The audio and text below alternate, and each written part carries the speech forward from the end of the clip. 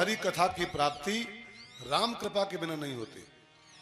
रामायण में दोहावली में शायद गोस्वामी जी ने कहा है, सुत दारा और लक्ष्मी, पैसा होना, पत्नी होना, लक्ष्मी होना, घर होना, मकान होना, ये बहुत बड़ी बात नहीं, पापियों के घर हो, लेकिन संत समागम और हरि कथा गोस्वामी जी के दो चीजें दुर्लभ, दो ये दोनों दुर्लभ चीजें कब मिलती हैं? जब अति हरि कृपा। एक विद्वान बोल रहे थे, मैं सुन रहा था कि बाकी सब चीजों में अति वर्जित है, बाकी चीजों में अति थोड़ी खतरनाक है। पैसा अति हो जाए तो रावण हो जाओगे, है ना? रूप अधिक हो जाए घमंडी हो जाओगे, विद्या अधिक हो जाए तो अहंकारी हो जाओगे। लेकिन गोस्वामी जी कहते हैं एक चीज की अति बड़ी शुभ होती, बाकी सब चीजों की अति खतरनाक होती। रावण के पास अति पैसा हो गया था, 4 वेद का पंडित होने के बाद वो आतंकवादी हो गया, राक्षस हो गया। तो वैसे तो अति सब जगह मना है, लेकिन संतों ने कहा एक चीज की अति बड़ी शुभ होती है, और वो है अति हरि कृपा। अति हरि कृपा, अगर राम जी की कृपा आप पर अति हो जाए, अति कृपा, तो गोस्वामी जी कहते हैं फिर आपके दो चीजें मिलेंगी, संत समागम और हरि कथा। तो आप लोग यहाँ बैठ गए हो तीर्थराज में कथा सुनने के लिए, इसका मतलब ये है कि आप अब सामान्य पर्सन नहीं हो, नॉर्मल पर्सन आप नहीं हो।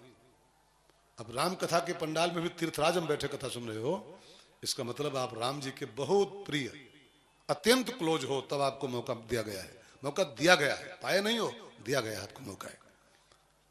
क्योंकि राम कथा में फालतू लोग नहीं बैठ पाते। अभी आप चेक करो जाके कितने क्लबवासी सो रहे होंगे। मैं 2 दिन से कल भी शाम को बोला था, यहाँ सोने की जगह नहीं, यहाँ पर तपस्या करो, सत्संग करो। लेकिन अभी भी आप झुपड़ी चेक करो जाके, 80% लोग सो रहे हैं पड़े हुए, 80% लोग दोपहर का खाना खा लिए, चकाचक सो रहे हैं। क्यों? क्योंकि यहाँ सबके भाग्य में नहीं है आना, है ही नहीं, आ ही नहीं सकता है अपनी मर्जी से कोई यहाँ तक। यहाँ इस पंडाल में फालतू लोगों की एंट्री नहीं। इस पंडाल में एंट्री जानते हो किसकी होती? राम जी के पालतू लोगों की। फालतू नहीं, जो राम जी के पालतू हैं उन्हीं की एंट्री इस राम कथा के पंडाल में होती है। तो आप सब अपने को सामान्य जन मत मानिएगा, आप बहुत विशिष्ट लोग हैं जो राम कथा के पंडाल में बैठे हैं। तो अब इस पंडाल में आ ही गए हो, बैठ ही गए हो, तो यहाँ आने का एक लाभ लेने की तरकीब लिखी है कि राम कथा के पंडाल में आओ तो यहाँ का लाभ कैसे मिले हमको पूरा पूरा। तो गोस्वामी जी 3 शर्तें बताए हैं कथा सुनने की। बहुत ध्यान दे के सुनना है इस बात को, आपको कई बार सुनते हो लेकिन फिर भी सुनो। 3 शर्तें हैं कथा सुनने की। पंडाल में खाली आना काफी नहीं होता है, 3 वस्तुएं लेके आपको इस पंडाल में आना है। फूल माला लाओ ना लाओ, मिठाई लाओ ना लाओ, रुपया पैसा लाओ ना लाओ, लेकिन 3 चीजें इस पंडाल में जो लेके नहीं आएगा और राम कथा सुनने का फल नहीं पाता है। तो कौन कौन 3 चीजें हैं? तो गोस्वामी जी ने कहा है, जे श्रद्धा संबल रहित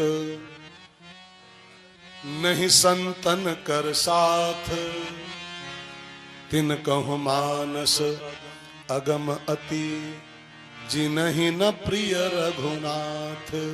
गोस्वामी जी कहते हैं 3 चीजें अगर नहीं है तो आपके पास, तो मानस अगम, मानस माने राम कथा, मानस की कथा अगम हो जाएगी। अगम माने दूर की चीज हो जाएगी आपके लिए, बहुत दूर की चीज। पंडाल में बैठ के भी आप राम कथा से बहुत दूर रहोगे। कौन कौन? एक श्रद्धा का संबल, जो श्रद्धावान नहीं है, आस्थावान नहीं है, जिसके मन में कथा के प्रति आदर नहीं है। इसलिए कहा गया सादर सुनो, सादर सुनो, सुजन मन लाई।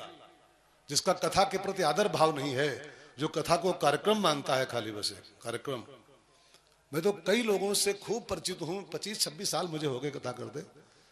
कई लोग 2500 कथा सुन चुके हैं, 2500-50, लेकिन अभी भी वे कथा को एक खाली प्रोग्राम मानते हैं कि कथा एक प्रोग्राम हो रहा है। कथा प्रोग्राम नहीं है। प्रोग्राम के भाव से इसको अटेंड करोगे तो प्रोग्राम का ही फल पाओगे बस।